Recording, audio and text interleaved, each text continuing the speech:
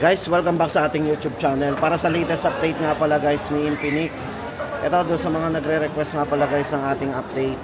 Ito guys ang kanilang latest model ngayon, ang kanilang Note 50 series. Ito po ay may tatlong variant. So dito guys, meron tayong tatlong pwedeng pagpilian dito. Andito ang kanilang 4G edition. Pero guys, itong hawak natin, ito yung kanilang Note 50 Pro Plus 5G. So ito yung naka 5G. Yan. Alamin po natin yung mga pagkakaiba ng tatlong variants ng kanilang Note 50 series. At hindi lang yan guys, syempre yung mga budget phone din ni Infinix. Yan, yung kanilang mga hot series. At yung mga GT20. Yan, sa mga gamer dyan, tama-tama sa inyo yung latest update natin ngayon. Eto guys, bago tayo pumunta doon sa mga budget lang ni Infinix, pag-usapan muna natin yung kanilang mga yung pinaka latest model guys. Ito yung kanilang Note 50 series. Ito guys, kung naghahanap pa ng budget kay Note 50 series, meron sila ditong Note 50. Ayan. So, meron po sila ditong variant na Note 50 lang ang nakalagay. So yun ay 8,999. So ito yung hawak natin. Ito yung 11,999. So ano ba yung pagkakaiba ng dalawa guys? Ito, unahin natin yung kanilang Note 50 Pro. Ang pagdating sa charging guys, ang kanilang Note 50 Pro, Note 50, sorry guys. Yung Note 50 ay naka 45 watts, naka 30 watts na wireless charging. Tapos ang Note 40 Pro naman naka 90, tapos naka 30 watts na wireless charging yon. Then sa camera, ang pagkakaiba din nila, yung front camera po ng Note 50 Pro ay naka 32 megapixel na. Pagdating sa rear, pareho sila naka 50 megapixel. So yun yung difference po ng Note 50 sa Note 50 Pro. Yan. Tapos isa pang pagkakaiba nila yung kanilang RAM and ROM. Ang isang Note 50 ay naka 16 GB RAM 256. Ang isa naman po si Pro ay naka 24 GB RAM 256 GB. So ayan guys, ang presyo po ng Note 50 ay 8,999. At ang Pro naman po ay 11,999. Tapos guys, ito, pagdating naman doon sa kanilang 5G, ito guys, same naman po sila pagdating sa mga screen. Lahat po sila naka metal frame. Ginamitan po sila ng aluminum armor alloy. Yan, ginamit sa kanila, naka metal frame yan. Tapos guys, ito, pagdating sa kanilang ito si processor ng kanilang Note 50 Pro Plus 5G. Ito po ay naka Dimensity 8350 para sa kanyang Ultimate 5.5G na processor na chipset. Yan. Tapos guys, ito ay naka 144 kanyang refresh rate. Yan, with iCurve AMOLED display po yan. Lahat po ng variants ng Note 50 series ay merong 144 na refresh rate. O diba, napakataas. Pero dito guys, ang kanilang 5G, ito po ay merong 100 watts para po sa cable yung wire niya. Tapos naka 50 watts po pagdating sa wireless. Ang battery po nila pare-parehas, lahat po ay 5,200 mAh battery. Yan. Tapos ito, pagdating sa camera guys, ang kanilang 5G ay merong 100 times zoom para sa kanyang periscope camera. At ginamitan po ng Sony IMX896 with optical image stabilization po ang ginamit dito guys. So kung naghahanap tayo ng pinakamataas pagdating sa mga specification, ito po yung may re-recommend natin sa inyo, ang kanilang Note 50 Pro Plus 5G. Tapos guys, ito ginamitan din to ng yung pinakabago sa kanya. Yan, meron po sila ditong yung one tap Infinix AI. So pwede tayong mag voice command dito. Yan, pwede nating ask everything with one tap. So yun po yung bago sa kanya sa mga Note series, Note 50 series. O ito na guys, para sa presyo, ulitin po natin, ang Note 50 8,999. Ang Pro po nila 12,000 o 11,999. At ang Pro Plus po 17,999. Tapos guys, ito na, punta na tayo doon sa mga naka-save. Ito guys yung discounted ni ni Infinix. Ang kanila pong ito, baka naghahanap po tayo ng 030 5G guys Ito dating 15,000, ngayon po ay 10,999 o 11,000. Guys, itong variant na hawak natin ay merong maximum RAM na 21 GB RAM, 256 po internal storage. At kung more on camera tayo guys, itong si 035G ay merong 4K resolution pagdating sa video. Sa front camera po yun, front vlogging camera. So pwede natin pang-vlog ang front camera niya kasi stabilized video yan na naka 4K pa. Tapos pagdating sa processor guys, ito ginamit ang Dimensity 8020 chipset ang ginamit sa kanya. Pagdating sa screen refresh rate po ng 035G ay naka 144 na din ang kanyang screen refresh rate. At ang camera is naka 108 megapixel po. Sa charging, naka 68 watts. Fast charging na din. Ulitin po natin guys, dating 14,999, ngayon po ay 10,999. 035G. Tapos guys, ito pa yung isang naka-sale kay Infinix. Ito dati namang 12,999. So guys, kung naghahanap tayo ng ng malaking internal storage, may wireless capable. So guys, ito may recommend natin sa inyo. Kasi itong si Note 40 5G guys, naka 5G na rin. Meron siyang 24GB maximum RAM, 512GB internal storage na. Then pagdating sa chipset, ginamitan po ito ng Dimensity 7020 5G chipset. O diba? Mabilis ang ating downloading and uploading gamit ang ating 5G connectivity. Syempre guys, naka JBL sound na rin to. Sound by JBL. Naka NFC din. Meron tayong near field communication. Yan. Pagdating sa camera, ito ay meron na rin 108 megapixel po para sa kanyang main camera. Napakanipis din po ng bezel nito. Pagdating sa screen refresh rate, naka 120Hz po yung smooth screen nito. Pagdating sa video, hindi na rin pahuhuli itong si Note 45G kasi guys, ito ay merong stabilized video pagdating sa front at sa back niya. At sa mga nagtatanong, meron na rin po itong dual view video kung saan sabay po nating magagamit ang front at back na camera na sabay pong gumagana sa video. Yan. Presyo po nito guys, 9,999. Tapos guys, hindi lang yan. Ito na. Ito po yung bagong labas po naman ng Zero. Yan, 040 5G. So ano bang bago dito guys? Kung ikukumpara natin doon sa dating 030. So ano ba yung mga bago dito sa kanilang 040 5G? Guys, ito unahin natin ang kanyang camera. Kung sa 030 po ay front vlogging camera, dito po ay front and rear vlogging camera po ang gamit dito.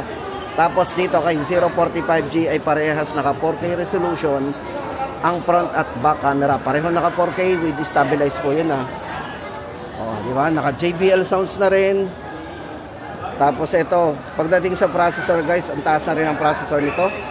Kasi ang processor nito ay pang gaming na rin. Naka Dimensity A200 ang ginamit kong chipset dito. Kung camera, yan, naka 108 megapixel po with optical image stabilization. At pagdating sa charging, naka 45 watts po yan. Fast charging. At syempre guys, ito ay gumagana sa wireless. Naka 20 watts po yung wireless charging nito. 040. Tapos guys, ito yung naka-edge yan Kung bet nga po natin, ang naka-edge ito po yung naka 3D curve 144 ang kanyang screen refresh rate. Yan, 040 5G guys. Presyo po nito 17,999. Ang 512 at ang 256 naman po ay 16,999.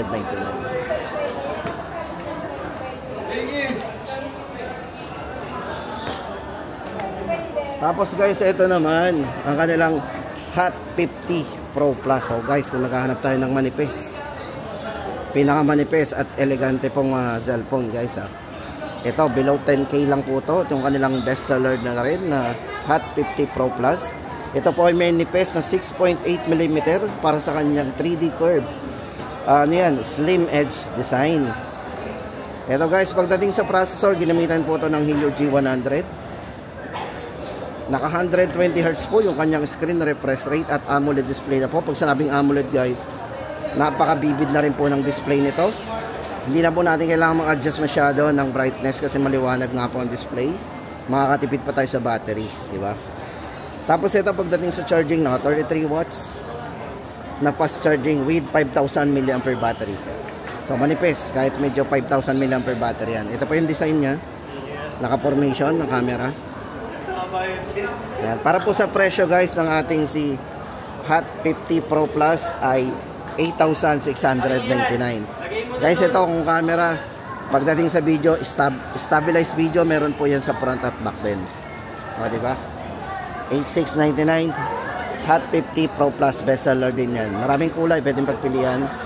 Meron silang mga pink, green, ito yung titanium and black. At para naman guys sa GT20 Pro, ito po yung ating latest update sa presyo po nito. Ito guys ay bali merong maximum RAM na 24GB maximum RAM, 256GB internal storage. Guys, ito pagdating sa chipset, itong si GT20 Pro 5G ay ginamitan ng Dimensity A200. Naka 4 nanometer po yan guys. Yan. Tapos ito guys, gumagana ito, meron itong bypass charging. Yan. Kung saan pwede natin gamitin ang phone na to kahit ito ay naka-charge. So, matagal natin ginagamit sa paglalaro. Hindi basta-basta mag-iinit ang battery niyan. O, diba? Tapos guys, ito pagdating sa video, ito ay merong malinaw na camera, 108 megapixel po ang kanyang main camera. At ang maganda pa dito guys, sa video meron siyang stabilized video. So pwede tayo mag stable video dito. Meron siyang 60 fps, 1080 60 fps at 4K resolution pagdating po sa kanyang video. Yan, meron din siyang 4K at 1080. Pareho silang naka 60 fps. O sa mga mahilig sa dual view video guys, ito lang shortcut nasa screen. So pwede tayo mag video ng sabay. Yan, at ito naman guys, may ilaw yan, may ka-loop lighting naman po yan. So true light, malalaman natin dyan yung mga notification, iilaw yan. At syempre yung mga calls, malalaman din natin true light kung ang tumatawag dyan ay nakasave or hindi nakasave ang tumatawag. So magkaiba yung ilaw nyan. Yan guys, ito maganda dito ay ito pagdating sa gaming, ito ay hanggang 120 fps po, kayang-kaya po nito si GT20 Pro. Yan. So kung nalalakasan na po tayo sa 90Hz pagdating sa game, ito hanggang 120 frame rate po yung kaya nito. Yan. Pagdating sa presyo guys, ito ay 15,999. Tapos guys, ito naman next natin, baka naghahanap po kayo dito kay Infinix. Andito po yung kanilang Note 40 Pro Plus 5G naman. Ito guys, medyo manipis talaga to. Kung bet natin ng mga naka-curve. Guys, sa maganda dito sa kanilang Note 40 Pro Plus 5G, ito po ay merong 24GB maximum RAM din, 256GB internal storage. Guys, maganda dito, meron itong bypass charging din pagdating sa kanyang yan, sa setting nya. Tapos ito guys ay merong 108 megapixel po pagdating sa kanyang main camera. So meron din siyang stable video. So naka-stable video din po to. Meron siyang resolution na 1080 60 fps. So smooth yan. Then pagdating sa processor, ito po ay ginamitan ng Dimensity 7020. Ayan, chipset ang ginamit sa kanya.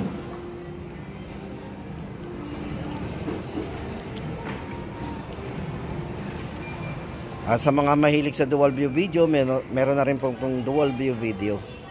O, di ba? Check po natin. Sa more features po, check lang po natin yan.